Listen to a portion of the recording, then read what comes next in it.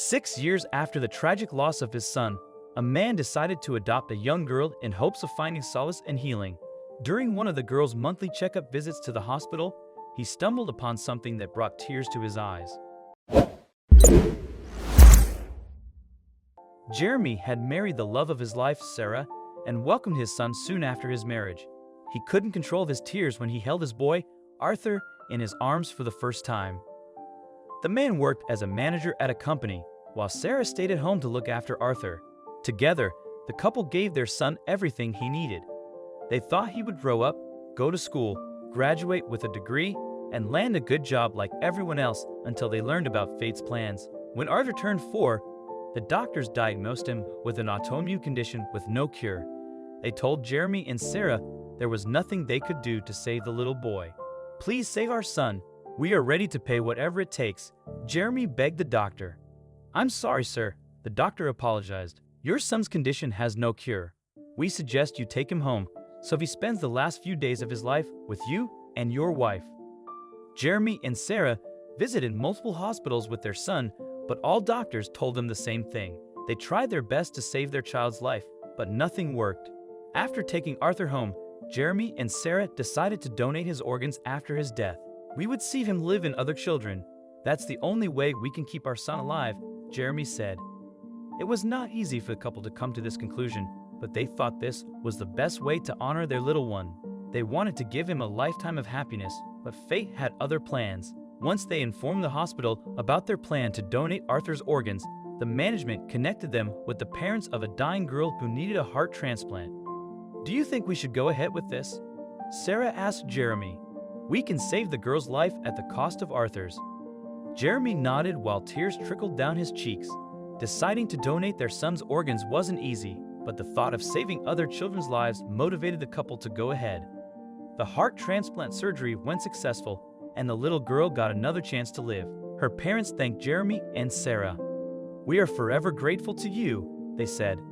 Meanwhile, Jeremy and Sarah grew apart after their son's death.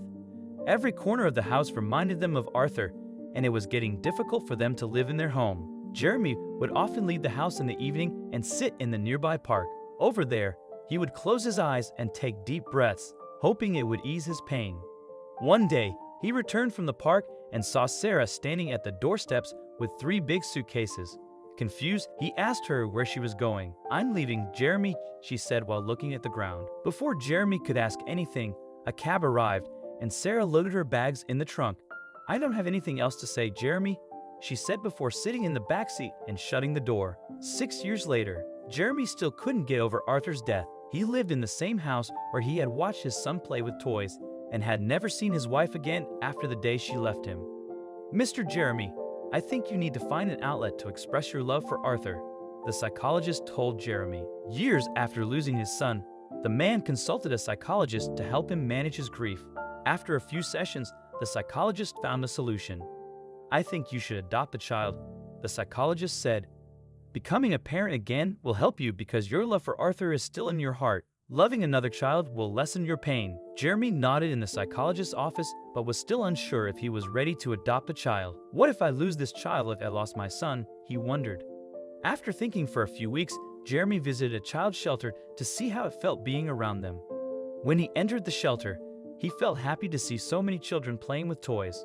One girl caught his attention among all the children. He knelt beside her and introduced himself. "Hi, I'm Jeremy. What's your name?" he asked her. The girl raised her head and smiled at him. Then, she stood up and ran to play with the other children. "Her eyes are so beautiful," Jeremy thought. Jeremy felt drawn to the little girl, so he visited the shelter several times before deciding to adopt the girl. He completed the paperwork and waited for permission to take her home. Once his adoption application was accepted, Child Services called Jeremy for a meeting. They told him that the little girl, Julie, needed regular medical checkups once a month and asked him to sign some papers before allowing him to take her home. The man enjoyed Julie's company and gave her everything she needed.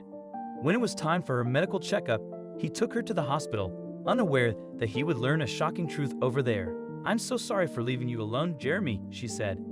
After the doctors learned about Julie's adoption, they thought it was necessary to tell Jeremy about her health history. They told him she had a heart transplant 6 years ago. He froze when he saw the details of the surgery. The date, the place, could this be? Jeremy gasped for breath as he gripped his head. It wasn't easy to know for sure, but luckily, Jeremy's contacts were able to verify the truth in just a couple of hours. Julie, the girl he adopted to give all the love he couldn't give his son, had his son's heart. Tears started to roll down Jeremy's cheeks when he learned Julie was living with his late son's heart. He hugged the little girl tightly and pressed his ear against her chest to hear her heartbeat. "That's my son's heart," he cried. "My little Arthur." A few weeks later, Jeremy thought of sharing the news with Sarah. Although they didn't live together, he felt she deserved to know that her son's heart was beating inside his adopted daughter's chest. Instead of calling her to break the news, Jeremy recorded Julie's heartbeat on a voice recorder and placed it inside a teddy bear. When Sarah received it, she couldn't help but visit Jeremy's house. "I'm so sorry for leaving you alone, Jeremy," she said. "I just couldn't live here anymore because everything reminded me of Arthur." "I can understand, Sarah," Jeremy replied. "But why did you leave me?" "I thought leaving this house was the best way to let time heal things," she said. "I never wanted to hurt you, Jeremy. I still love you a lot."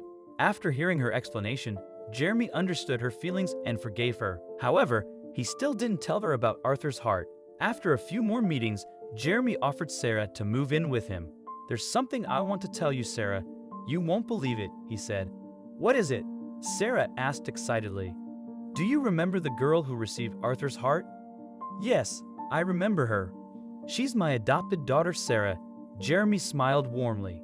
"Her parents tragically lost their lives in a car crash, and the authorities placed her in a shelter." "What?" Sarah's eyes welled up with tears. "You mean she received my precious Arthur's heart? Oh my." Upon meeting Julie, Sarah accepted Jeremy's kind offer and moved in with him. The couple continued to share their lives together, nurturing Julie as if she were their very own child.